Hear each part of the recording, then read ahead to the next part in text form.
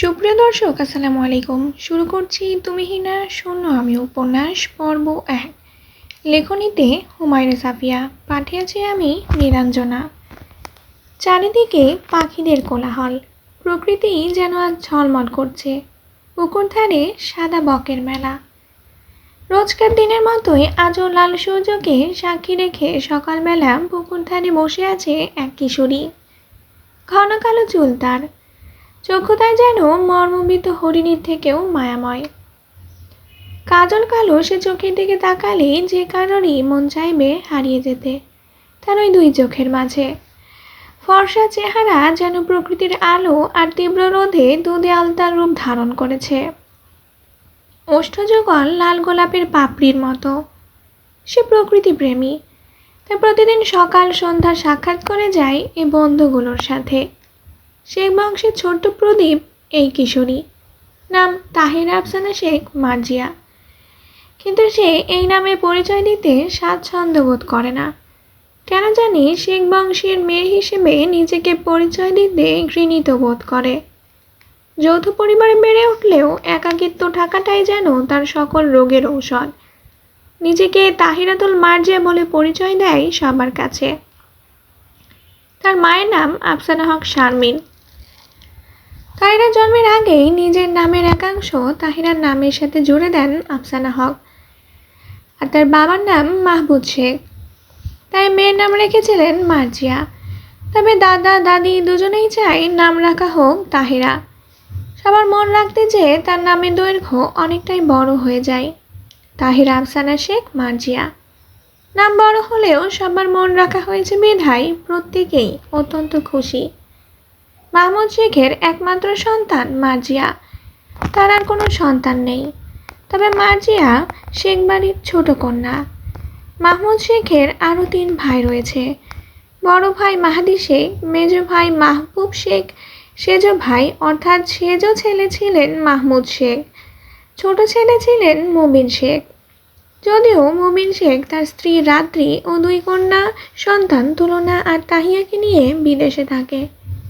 রাত্রি বেগমের শখ তার 2 মেয়েকে বিদেশি শিক্ষায় শিক্ষিত করবেন। মুবিন শেখ প্রথমে রাজি না থাকলেও পরবর্তীতে স্ত্রীর কথা ফেলতে পারেননি। তাহিরার বড় চাচু অর্থাৎ মাহাদি শেখের 1 ছেলে ও 1 মেয়ে, ছেলে সোয়াইব এবং মেয়ে মাহিরা। তাদের মা মিথিলা আক্তার। সবশেষে মাহবুব শেখ। সব ভাইদের মধ্যে ছিলেন মাহবুব শেখ অত্যন্ত শান্ত ও সবিবেচক। সব কিছু তিনি আবেগ নয় বিবেক দিয়ে বিচার করেন। তাদের পরিবারের বিশাল ব্যবসা থাকলেও পেশায় তিনি ছিলেন আইনজীবী। তবে সুযোগ পেলে বড় ভাই ও সেজ ভাইয়ের সাথে ব্যবসার কাজে হাত লাগান। তার আবার 2 ছেলে, তাহমিদ আর তুর্য। সকলের উপস্থিতিতে শেখ বাড়ি সবসময় হাস্যোজ্জ্বল আর বিয়ে বাড়ির মতো উত্তেজনাপূর্ণ হয়ে থাকে। তবুও ঘরের এক কোণে নিজেকে গুটিয়ে সুটিয়ে আড়াল করে রাখে তাহিরা। সব সময় কান্না করে। বাড়ির অন্যান্য সদস্যের যেন এ নিয়ে কোনো মাথা ব্যথা নেই। তবে বড় ভাই সোয়াইব আর তুর্য প্রায়শই জিজ্ঞাসা করে তার কান্নার কারণ, কিন্তু তাহিরা যেন পাথর, কখনোই সে মুখ খুলতে রাজি নয়। তুর্য ব্যগ্র কণ্ঠে জিজ্ঞাসা করলে তাহিরা আরও বেশি কাঁদতে থাকে। তাই তাকে আর কেউ ঘাটায় না। সোয়াইব চোখের ইশারায় তাকে নিষেধ করে। সবাই মনে করে তাহিরার মা নেই, তাই কান্না করে। তার মা চলে গেছে তাকে রেখে যখন তার বয়স 7 বছর। কোথায় গেছে তা তাহিরার জানা নেই। সে কখনো জানার চেষ্টাও করেনি, কারণ মায়ের প্রতি তার অনেক রাগ, ক্ষোভ, আক্ষেপ। কিভাবে পারলো তার মা এটা করতে? ছোট বাচ্চাটার কথা কি তিনি একবারও ভাবলেন না? ছোট তাহিরা চাইতো না যে তার মা কখনো মারা যাক। কোনো সন্তানই চাইবে না বা কল্পনা করবে না। কিন্তু সে কি ভেবেছিল তার মা দুনিয়া থেকে না গেলেও তাকে ছেড়ে চলে যাবে? সেদিনের পর ভিন্ন রকম পরিবেশ হয়ে যায় শেখ বাড়িতে। সকলের আদরের তাহিরা যেন সকলের বিরক্তির কারণ। তার যে বাবা তাকে সব কিছু দিয়ে আগলে রাখত, আজ সে বাবার চক্ষুশূল। বাড়িতেও সে অবহেলিত। সে দ্বাদশ শ্রেণীর শিক্ষার্থী।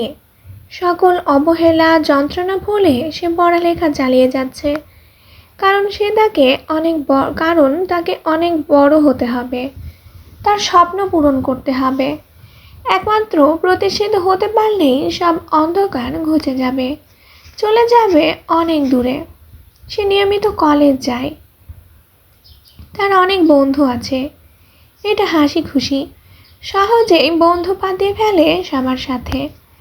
আসলে তাহিরাকে বাইরে থেকে দেখে বোঝাই যাবে না তার এত কষ্ট মনে জমাট বেঁধে আছে। যদিও সে তার সবচেয়ে কাছের বন্ধু তন্নির সাথে সব কিছু শেয়ার করে। বলা যায় তাদের দুজনের শরীর আলাদা হলেও এক আত্মার মানুষ। তাহিরাকে তার পরিবার অবহেলা করে, মারধর করে, অত্যাচার করে শুনে তন্নি বলেছিল হোস্টেলে চলে যেতে। তার কথা অনুযায়ী তন্নি হোস্টেলে চলে যেতে চাইলে সোয়াইব আর তুর্য বাধা দেয়। শেখ বাড়ির অন্যান্য সদস্যরা তাকে অত্যাচার কটু কথা শোনালেও সোয়াইব, তুর্য, ছোট্ট বোন তাহিরাকে আগলে রাখে। অনেক ভালোবাসে তারা। বড় ভাই হিসেবে ভুল করলে শাসনও করে।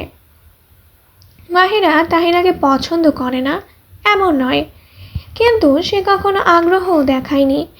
সে সবসময় তার পড়ালেখা নিয়েই ব্যস্ত থাকে, অন্য কিছুতেও কোনো আগ্রহ নেই।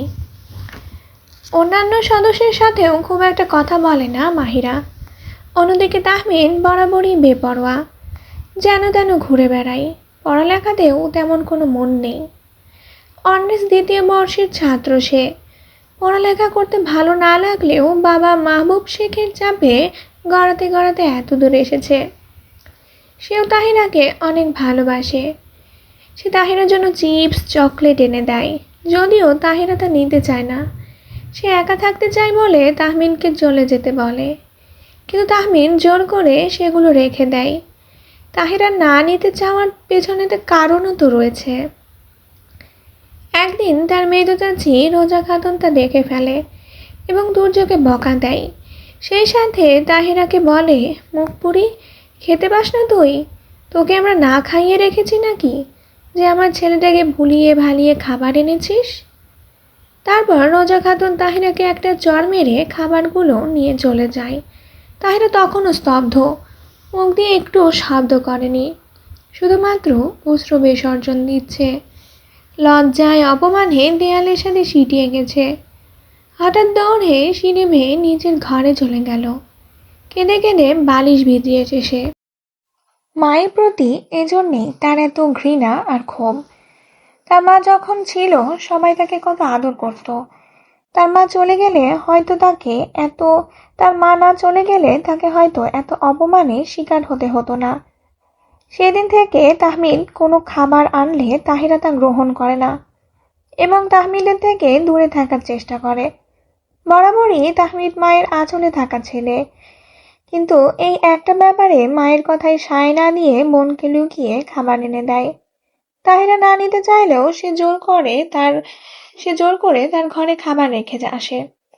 বলা যায় বাড়ির বড়রা তাহিরাকে ভালো না বসলেও সোয়াইব, তাহমিদ আর তুর্য মিলে ছোট্ট কিশোরীকে আগলে রাখে, তার শখ আবদার পূরণ করে। তাহমিদ লুকিয়ে করলেও সোয়াইব, তুর্য প্রকাশ্যেই করে, কারণ তাদের দুজনকে কিছু বলার সাহস কারো নেই। তারা দুজনেই অনেক বেশি জেদি, যেটা তাদের ইচ্ছা ওরা সেটাই করে। সোয়াইব ডাক্তার আর তুর্য ইঞ্জিনিয়ার। স্বনামধন্য কোম্পানিতে চাকরি করে সে। তাদের দাপটে পরিবারের কারো কথা বলার সাধ্য নেই, এমনকি তাদের বাবা মাও না। যদিও ছেলে দুটো বাবা মাকে কখনো অসম্মান করেনি, কিন্তু তাদের কথায় প্রশ্রয়ও দেয়নি, সঙ্গে সঙ্গে সেটার প্রতিবাদ করেছে। মূলত তাদের দুজনের জন্যই তাহিরা এই বাড়িতে আছে, না হলে কবেই চলে যেত। এত বড় ঢাকা শহরে কোথাও একটা ঠাঁই খুঁজে নিত।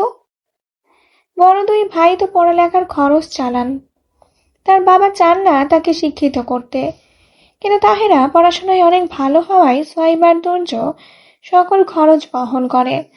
প্রতিদিনের মতো আজও তাহিরা কলেজে গিয়েছে। সকল শিক্ষকের মনে সে।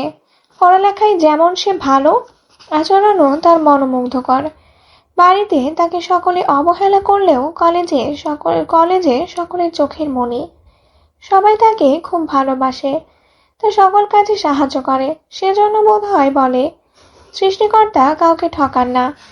একদিকে অপূর্ণতা থাকলেও অন্য দিক দিয়ে পুষিয়ে দেন। তাহিরা শুধু পড়ালেখায় পারদর্শী তা নয়, সে ভালো ছবি আঁকতে পারে, অসম্ভব সুন্দর কবিতা আবৃত্তি করে, গানের গলাও মন্দ নয়। কলেজ শেষে আজ তাহিরা বন্ধু বান্ধব মিলে মাঠে গোল হয়ে বসে খোশ গল্প জমিয়েছে।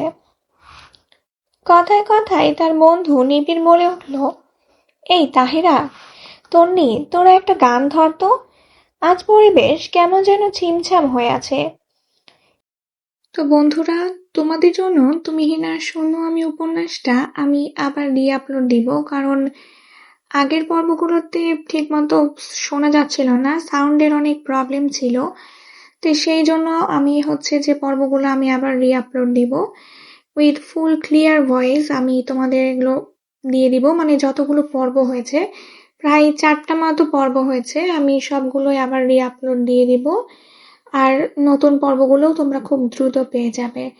ঠিক আছে, ততক্ষণ তোমরা শুনতে থাকো সবগুলো পর্ব। কোনো সমস্যা হলে অবশ্যই কমেন্ট বক্সে জানাবে, আর ভুল ত্রুটি হলে ক্ষমা সুন্দর দৃষ্টিতে দেখবে।